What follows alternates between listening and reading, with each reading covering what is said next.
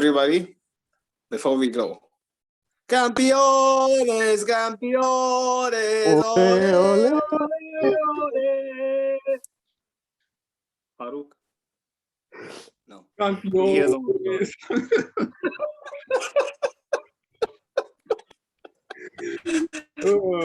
Fair enough.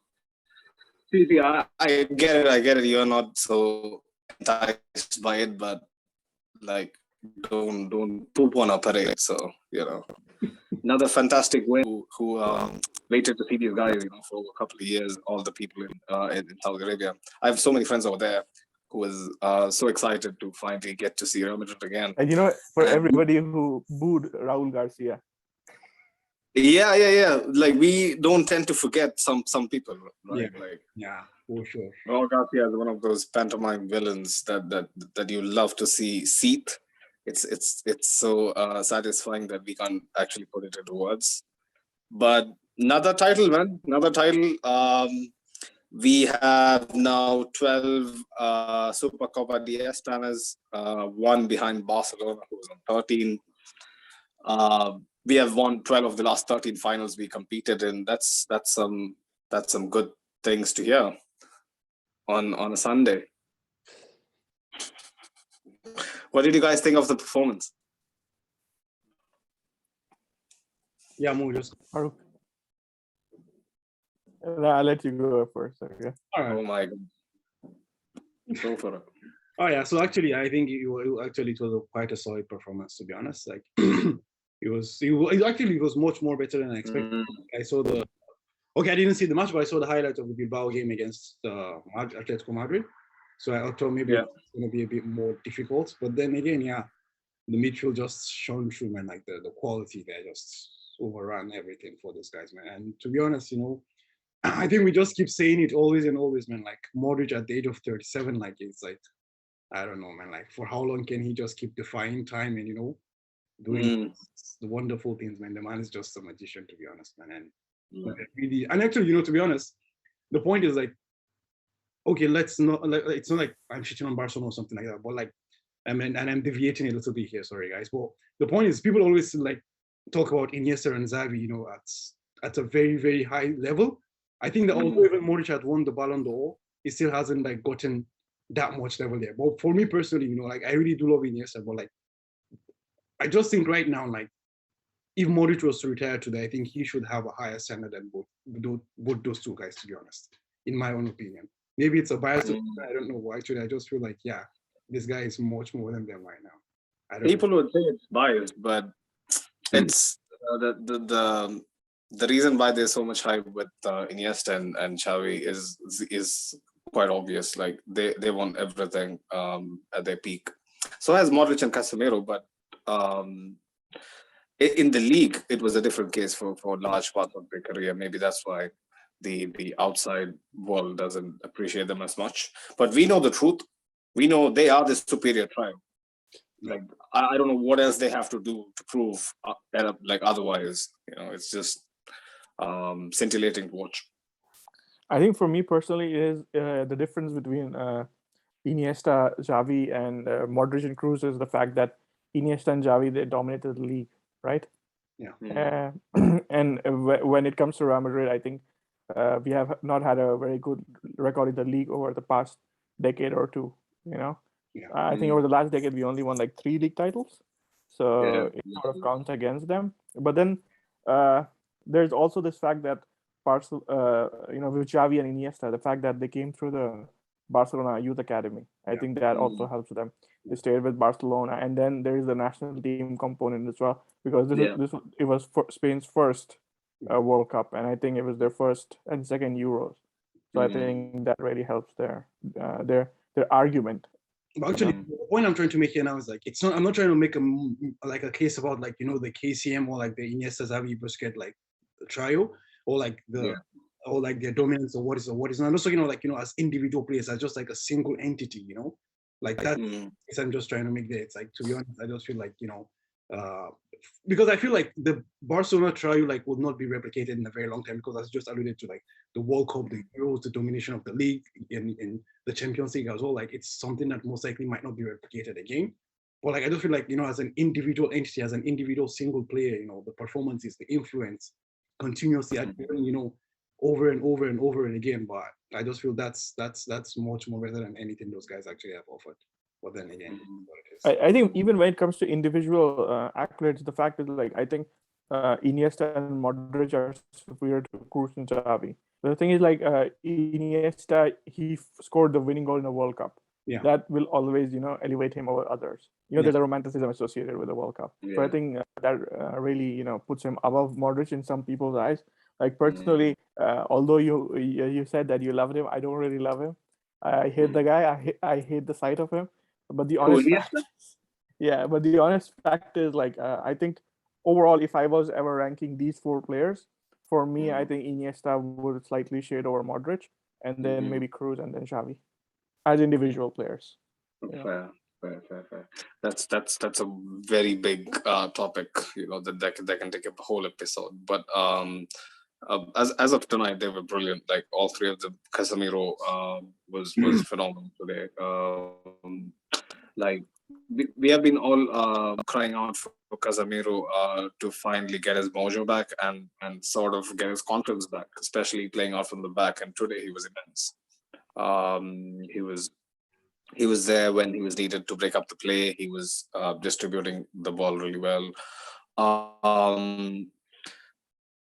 Before we get to the positive, I think the thing with Casemiro is like when we are playing against teams that do not put pressure on him, he is good at distribution. I think with Barcelona, even with City before that, and even like most teams have realized it that he's not a good player with the ball under pressure. So they put a lot of pressure on him. But like the managers have tried to adapt. You know?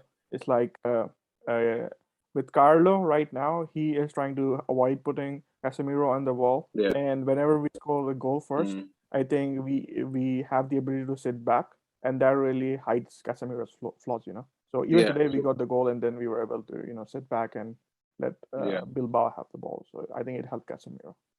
It's like onto that point though. I think Carlo is really putting it out there that we can play like two entirely contrasting styles in the same 90 minutes.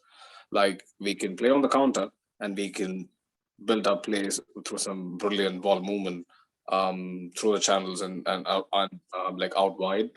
So for me the thing like I think there was a lot of criticism before this game, especially after the Barcelona game, that Real Madrid, they were too defensive. Even like last episode we were talking about it, and we said that like Real Madrid were incredibly defensive, and we gave Barcelona a bit too much respect.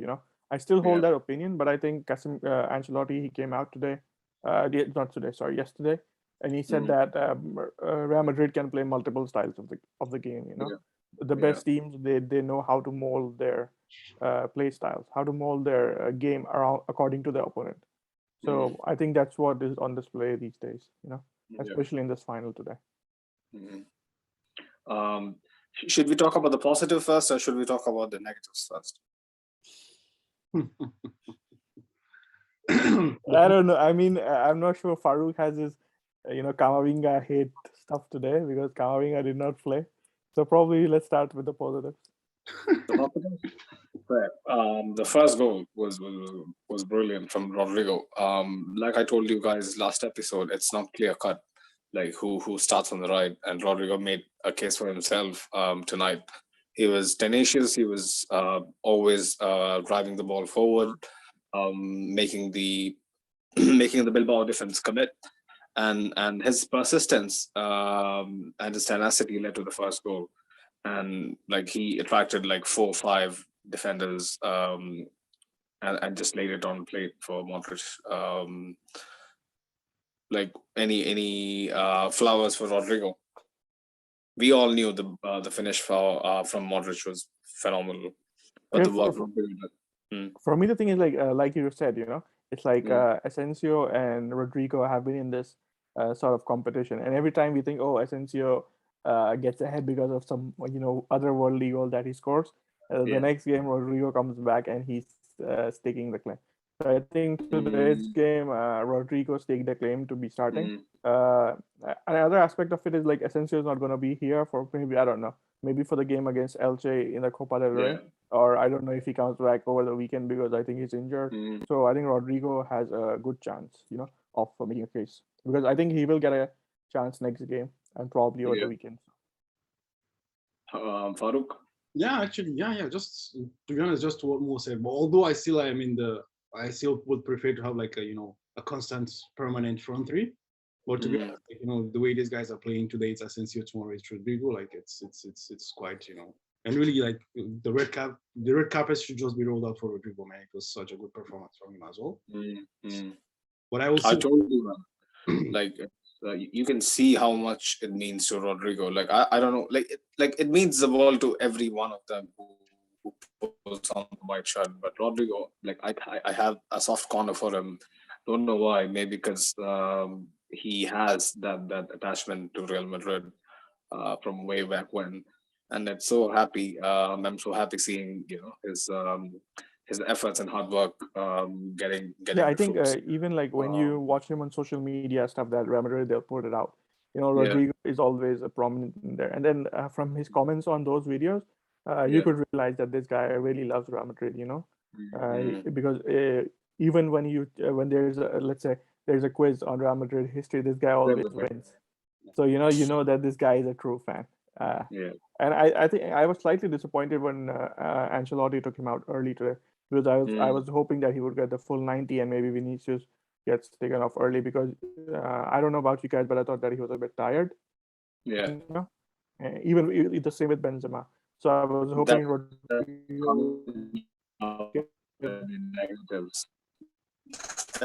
that's coming up.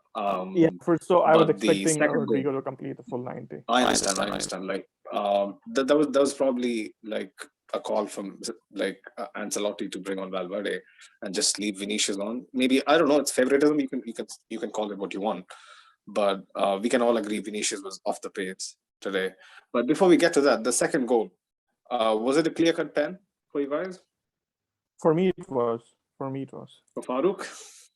Man, it was a 50. Actually, the point is this, like it's. I think we discussed this a couple of times. Like, it just goes back to like the interpretation of the law is left to the referee on the pitch. And the point is this: anything that is left to being subjective to an individual, it's always going to change. Like what Mo sees and what Sunate sees or what I see are always going to be different. You understand? So the point now becomes like you're saying an unnatural position.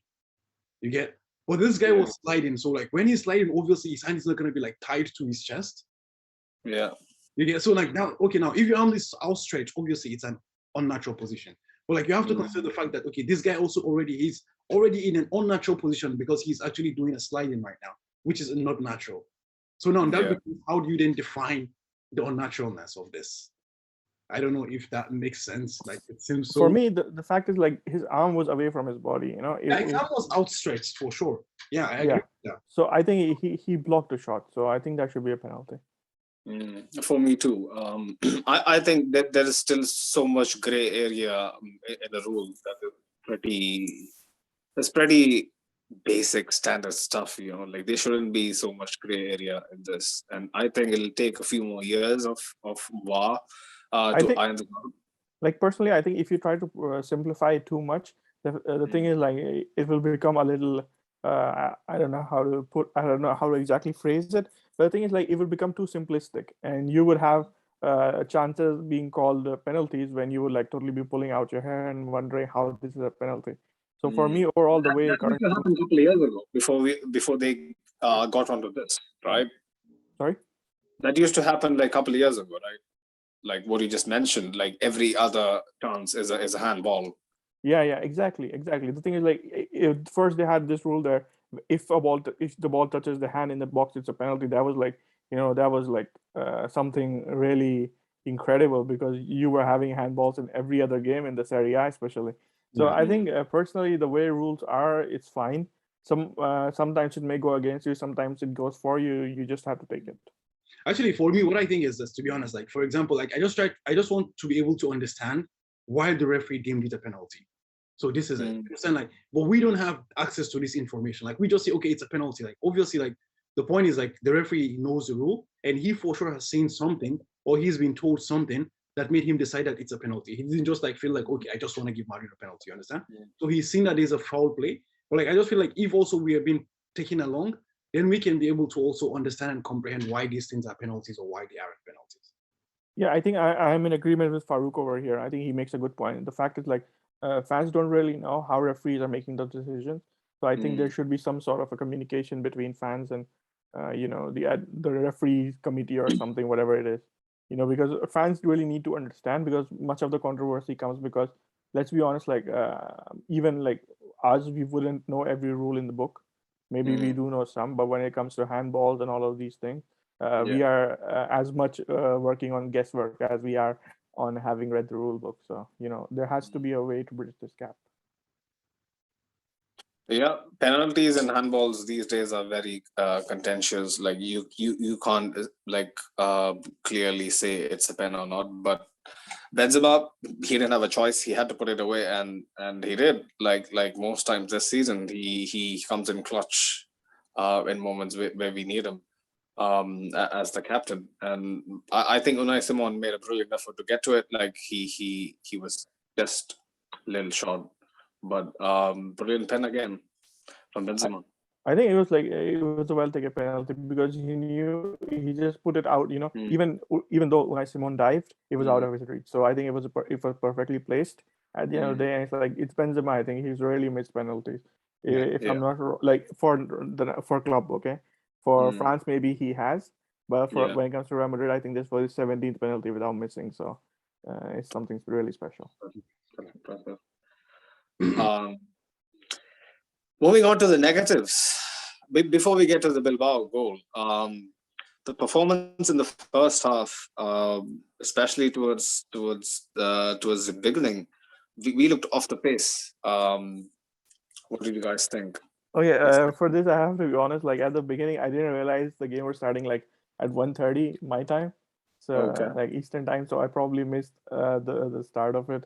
So, but like when I saw, we were okay. It was pretty much an even game as I expected it to be. So that's what I would say. Like I expected it would be tough at the beginning. It was an even game, and once we got the goal, I think it was like we knew how to deal with it.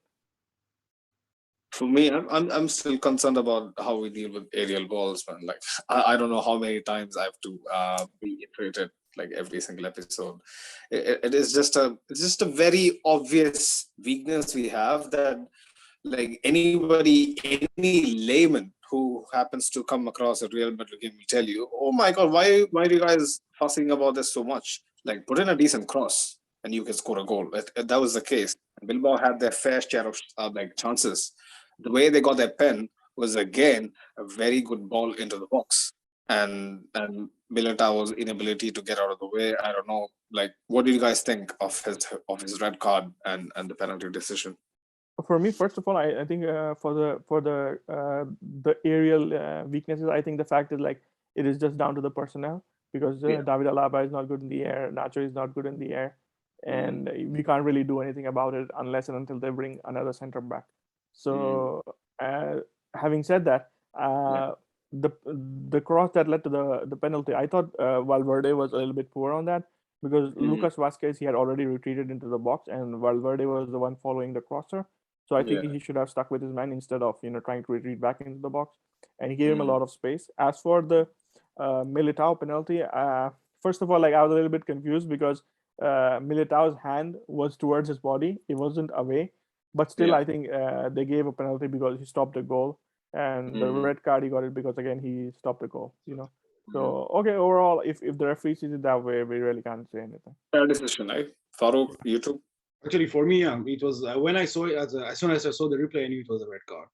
It was a red card because Militao had the audacity to just stay on the pitch for like a good 2 minutes and think, you know what, maybe they might overturn.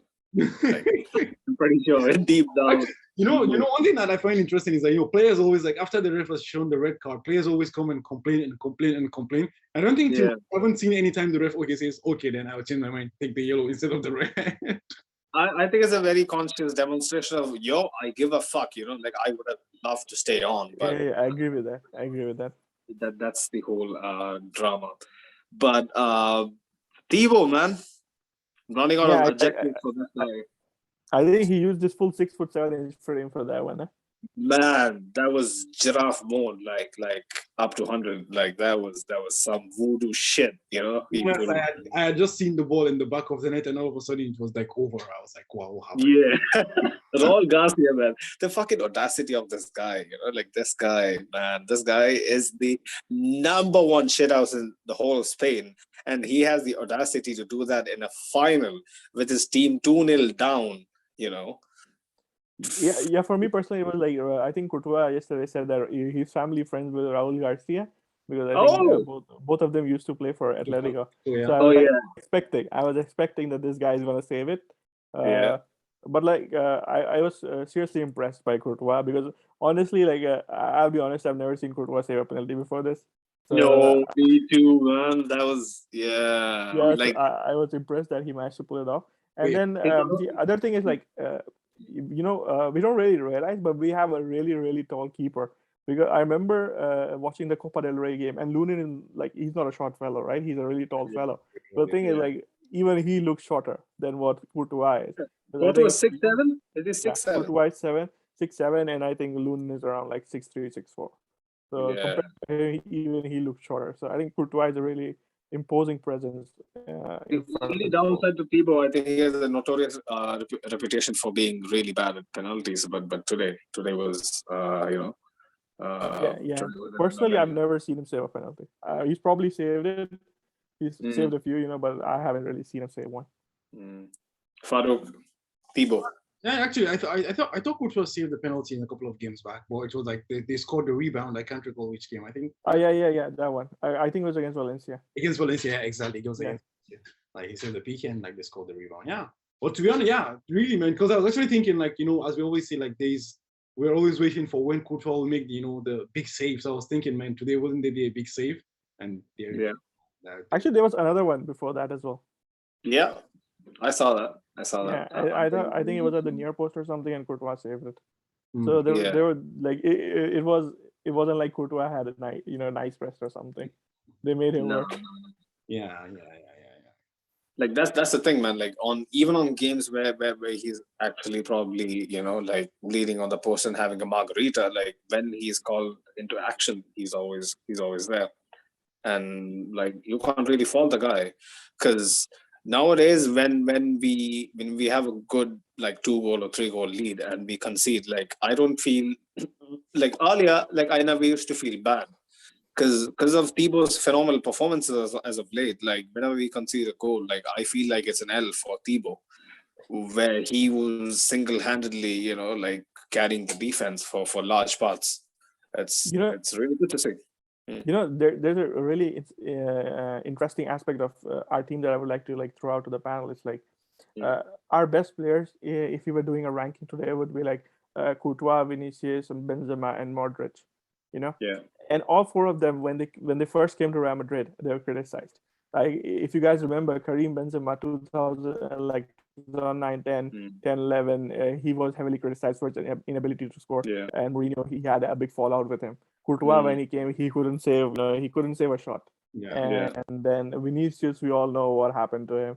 And even Modric, I think Mark Aritas rated him as the worst signing. So I think all four of our big stars, they have had a renaissance, of sorts. I don't know what you guys think about that. Yeah, that's a very valid point. Like I can't disagree with any of it. Like maybe Modric is an exception because like I don't think the fans were largely critical of him, like because he rarely played. Like I don't think he got many minutes at Mourinho. But yeah, the others like Benzema for sure. Like I never thought he would like blossom into this leader he has become. Vinicius, another thing. But Vinicius, man, like let me get this straight, okay? I know he's like doing some mental stuff this season, but he needs to like be consistent. Like I don't want to jinx. Like I always have this inner fear that if we gas people up too much, they might suddenly stop doing bits. I want this guy to be consistent for years to come. Yeah, for me the thing is like I think Vinicius is doing well, But the fact is, like in some games, like today, Bilbao, they had like 3 defenders on. I know, man. So I'm not being critical sure. of him because of today. I'm just speaking in But the general. thing is, like, Today, even if yeah, he's no. not, even if he's not giving us like a goal or an assist on the He's offensive a end, constant threat. this guy, Like, you can't deny it. this guy has the ability to defend. You know, today Yeah. he was not that good on offensive end, but in the defense he really contributed a lot for me personally. And I Yeah. think an aspect of this has to be given to tiredness, because like even last game, I think he had to go off with cramps. And the same thing with Benzema. I think Benzema was like literally tired. He fell over, couldn't get out last game. So I think we have to give them the benefit of that. Farouk, anything on Vinicius and his? Actually, not on Vinicius, but rather just on tiredness and cramps and all that. To be honest, I feel I don't know what's going on. I just feel like, is it just me, or like is there anyone else who is out there who is wondering like when will Modric get taken off? Okay, when I saw Valverde like warming up, I was like, okay, yeah, finally we're 2-0 up. Now Modric is gonna go out and let Valverde come in and do his thing. And then it was Rodrigo. And I was like, what does this guy want? Like, what's this guy waiting for? Like, Jovic is on the bench, Hazard is on the bench, Camavinga is on the bench. Like, play one of these guys for God's sake. Like, take out Benzema, play this guy. Take out Vinicius, play this guy. Take out Modric, play this guy. I think the aspect that we often ignore is the fact that if he takes off Modric, let's say our structure changes. You know, after we become vulnerable. With a 2-goal lead, the structure should change, man. And the thing is, like, if you take slip away when we take off one of the KCM, there's a huge drop in quality and huge drop in control. Yeah, I think that's the bigger aspect. You know, the drop in control, because Modric, he knows how to game manage. Well, the point is, we can't just keep going on like this and like this and like this. Yeah. For God's sake, like it's just like a Supercopa. Who cares about that? For God's sake, like I mean, it was a final. I mean, it was a final. And the funny fact is, like, I think we have a record of 6 defeats with 2 victories against Athletic Bilbao when it comes to finals. Oh my God, really? Oh yeah. I think they have beaten us 6 times and we only like won 2 times against them in finals. So I think at the end of the day, this was a trophy that they wanted to win, and so I think they did well. Like, personally, I hope against Elche, like they rest the big guys and let's see what happens. Yeah, I think I'm expecting in the Copa del Rey he will rest Modric at least. But since you mentioned Bilbao, you know, I'm scared to say anything because you never know with Carlo. To be honest, man, I don't know. Like, these guys, like, don't they say something to him? Like, the people who are working together with him. Like, man, I don't know, man. Like, we can see even old Sune here, man. He's not playing like Modric and he always looks tired, man. Like, imagine if Modric plays 90 minutes, always like, man, that's not possible, man. Really, you should tell someone this guy is old, man. To be honest, I don't know. That's something we have been discussing throughout this year. Maybe Pintus will work some of his magic, you know, make Modric 26 again.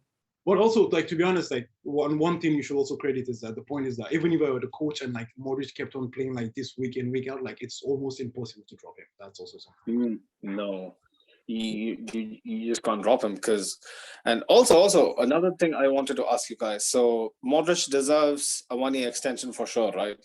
Sure. Like, I think, like, personally, I think the extension is done. Like, they have verbal agreement over the extension. They only need to sit down and, you know, sign the paperwork and stuff. Fair. So you guys think he deserves it? 100%. Oh man, that's not even a question. Like, honestly.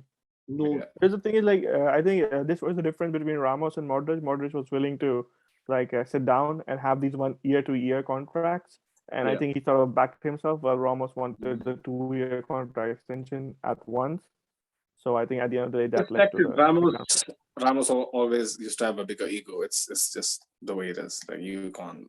Yeah, you know, the thing is, like, you have to take notice of something Cruz said earlier this week, that, you know, I have a good thing with Real Madrid and I'm not going to mess with it. Yeah. And I think Ramos really tried to. Ramos had tried it before as well with his infamous Manchester United gig. Yeah, exactly. Yeah. I think Ramos is actually, I know people might not like me saying this, but whenever it comes to contract negotiations, Ramos has always tried to do this with whosoever he has negotiated, even with Nike. Yeah. You know, he did the same thing. So I think some of it is down to the fact that his agent is his brother. You know, he doesn't have an experienced person guiding him. But overall, I think he would have been better served if he had just negotiated a 1 year, because Ramos needs to back himself. But then I think if he had stayed at Real Madrid, he would have gotten another year. Well, actually, one thing you have to note also more is this. The point is that Ramos played for how many matches in the whole of 2021? So I don't think like he would have gotten an extension on that 1-year contract. To be honest. You know, the thing is, like, I think the thing with Ramos is, like, even if he comes back and plays half a year for Real Madrid, he will get a contract extension He as hasn't long as played he half wants a to. year, man. Sorry? And I don't know if he can play half a year. That's the thing, actually, you know. So I think the point is also like he wanted like to also like, because also the point is this, whether we like it or not, like football eventually it's a business game, you know. And these guys, they have no other source of income other than this, and they play just till their mid-30s, if you're lucky to your late 30s. And after that, you're actually like, okay, let's not say useless, but like you're redundant. So they have to make and maximize what you can make. So the point now is if he cannot get onto the pitch for a whole year or like plays 10, 15 matches, you know, they're going to give him an extension. And like at the age he is, so it's better for him to find a 2-year contract and see what happens from there. It's always been the case with big personalities at Real Madrid, like all throughout our history. Like if you take Hierro, if you take Cristiano, if you take Ramos, if you take Casillas, there's so many striking similarities between all their situations. Like it's almost always a case where a player deems themselves to be a little bigger than the club. It's always like results in their downfall. I think especially when it comes to the his second tenure, I think Florentino Perez has a good idea about how to negotiate the contracts, you know, with players, how to approach the negotiation. I think he has let players go at the right time, or maybe he has just been lucky. But overall, I think it has worked out for us. In the first tenure, I don't really know, because when he let Hierro go, the whole team fell apart. Even like with your favorite Makalele, right? I think he made a couple of bad decisions, but then I think his second tenure, he has that golden touch, like by hook or crook, like things seem to fall into place. I agree with that. I think things have gone his way, and he has known when to get away from players. You know, even he sold Morata at the right time, sold Ozil at the right time, and I think he managed to do that with Ramos again. Morata coming back to Barcelona, another rat move by the infamous Morata. I think that move is off. It's off, eh? Yeah, Juventus don't want to let him go, and I think Atletico, they wanted 40 million from Barcelona, and Barcelona don't really have so many. Fair. Yeah, that's all the side gigs. But any other final? As we are on the subject of Morata, for me the surprising thing is like, okay, Chelsea paid us a lot of money, but Morata had a good season. I definitely don't understand how I think Chelsea got Atletico to pay whatever they did for Morata. And now somehow Atletico or Juventus to agree to a deal worth 40-50 million euros for him. That's something that really surprises me personally. I think Morata has some insider information on all of these guys running big clubs, like either nudes or something much substantial, because he gets to get away with all this. But yeah, fair play to him, man. Like he's making a living out of moving between clubs every 2 years and still doing bits. Big ups to him. Like I used to love the lad when he was here. But any final thoughts on today? Any final like standout? For me, it's just the victory that I'm the most happy about, and the fact that I got to see the title celebration. But ESPN, I really hate you for cutting the celebration off. I also hate those broadcasters, because when Benzema was about to lift the trophy, they cut the feed off for that stadium picture, and I really hate them for that. ESPN doesn't care about anybody, any team, just money. So yeah. A shout out to our team captain, Marcelo. It's the 23rd trophy. Yeah, and he has the highest. Hopefully we get. He has the joint highest. So hopefully joint highest with Paco Gento and Sanchez, right? Yeah. So hopefully by the end of the season we can take him to 24 and maybe 25. And maybe 26. Well, we don't count 26, man. Copa del Rey is not a trophy, man. Unfortunately. Copa del Rey is not a trophy. Okay. I think even Florentino was like happy about it. I think he was happy the fact that Marcelo got to lift the trophy, and I think the fans in Riyadh, they gave him a standing ovation. So. Oh my God! I don't know if you guys remember, there was a moment when after he came on the left edge of the penalty box. I think it was Alaba who gave the pass to Marcelo. He just stood there for a second and he just pivoted quickly.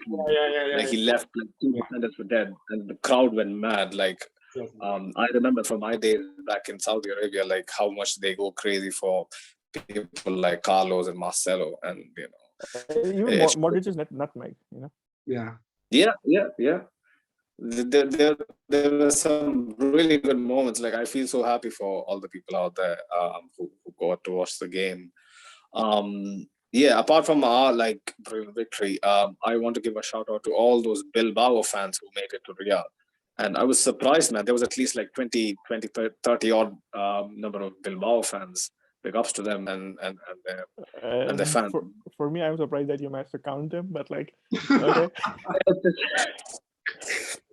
It's an estimation. It's not exact count. But the thing is, like, I think you have to give props to the mother of Iñaki and Nico Williams, because I think she was there and she really celebrated with her kids, and I think it is really something special. Actually, I think Nico is a great player, man, to be honest. Like, so I think that's what I thought of Inaki too. So I hope Nico becomes a better player than Inaki. When Inaki broke through, I was mad about this guy. Like I had such high hopes for him. I think Iñaki is a good winger, but the fact that they're playing him as a striker, I don't really know, because his finishing lets him down sometimes. Actually, I think the point he's quite similar to Rashford of United as well. Like Rashford is more like an out-and-out 9. Like when he plays and cuts in from the wing, he becomes more effective. Like I feel Williams also might be something similar, actually. Before we wind this up, boys, any final thoughts on Elche? We have a big game. Is it the 4th round of the Copa del Rey? I think so. Or is it the 5th? I think it's the 4th round. 4th round, right? On Thursday against Elche. What do you guys think of the match? And who do you guys think should start?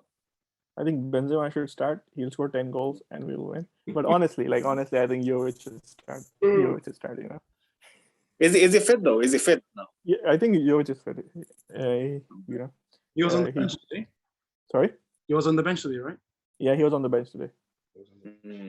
Yeah, so I think he probably starts, because Benzema, I don't think he can play another game in the midweek. I think he needs some rest for himself, personally. I think maybe instead of Vinicius, we start Hazard. Yeah, exactly. Hazard should start as well. Big Booty again gets to start. I hate to see it, but yeah, that's what it is. And midfield, what do you guys think? In midfield, I think he'll probably, I don't know, maybe he'll start Casemiro again. And for me, I think maybe Ceballos and Valverde. What about you? Camavinga. Farouk. Yeah, because I want to protect Camavinga from hating eyes like yours. The kids gotta play, man. Camavinga should play. Yeah. Farouk, you must send him a DM in French, man. Yeah. Like on Insta or something. Je parle pas français. I don't speak. Oh, shut up. Anyway, so yeah, same case with me. Like I think KCM should be entirely given a rest. Like maybe Casemiro can be the exception to provide some much needed level-headedness in midfield. But the defense, Alaba and Militao still starts, or should it be Nacho, Vallejo, or someone? Okay, about this, I'm not exactly sure. But will Militao be available? I'm not sure either. Because he got a red card, right? Yeah, it was. Yeah, but isn't both competitions governed by different Copa del bodies Rey and in the Spanish? Supercup are RFPF. Oh, are they both? Okay, then he might actually. But then be the thing is, suspended. Cristiano was suspended in La Liga for something he did in the Supercup. So I'm not entirely sure. Oh, yeah, for the red card, like in 2017, was it? Yeah. Sure. Yeah, I remember. I remember this rule because in 2013, Modric got sent off, but then he had to serve his suspension somewhere like in 2018 or something. But then they said that they had changed the rules after that. So I'm not really sure how it works. Okay, fair. So probably Militao is out. In that case, Alaba has to start, or maybe even Vallejo. But I think personally, because Elche is the first division team, probably Ancelotti would not go around messing too much. Yeah. What about Carvajal? Like any info on Danny? Yeah. Carvajal is probably going to stay in Saudi Arabia till like the Wednesday because he's COVID positive, so he can't travel anymore. Okay. Oh, okay. Fair. So he's definitely not making the Copa del Rey. He's not gonna. He's not gonna play. Yeah. So Luden still starts against Elche. For me, he would, but I don't know what Carlos does because last time in his press conference he said it's not like La Liga is for Courtois, and cup is for Lunin. So don't be sure. Don't be like that. So I don't know, but I hope Lunin starts. Fair. He deserves a chance. Yeah. He's been really patient. Like personally, So- I think he has been patient, but I don't think Lunin will be at Real Madrid next season. No, he wouldn't. He wouldn't. Like I think he's a little too good to be second choice. I think he'll be loaned out, right? I think he'll probably be sold because loans. I don't know. He didn't really get a chance every time he went out on loan. So probably he gets sold with a buyback. Mm.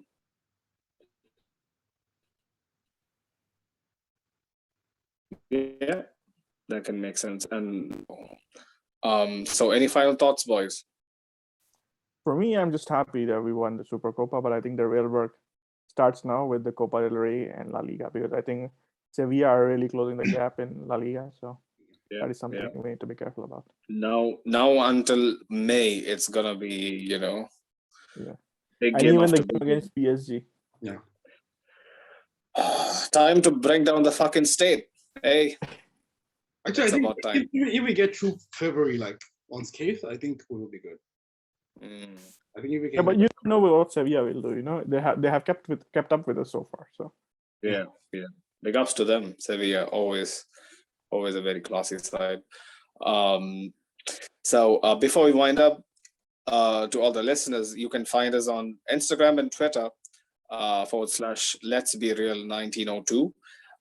You can get in touch with us with valuable feedback and any kind of constructive criticism or feedback you guys might want to throw at us. We have got some exciting content coming up in the coming weeks. We have stuff planned for the international break as well. So we just hope our team keeps delivering the goods, and our team, yeah, only send us good stuff, not bad stuff. yeah. Well, Yeah. so until next time, Hala Madrid. Hala Madrid.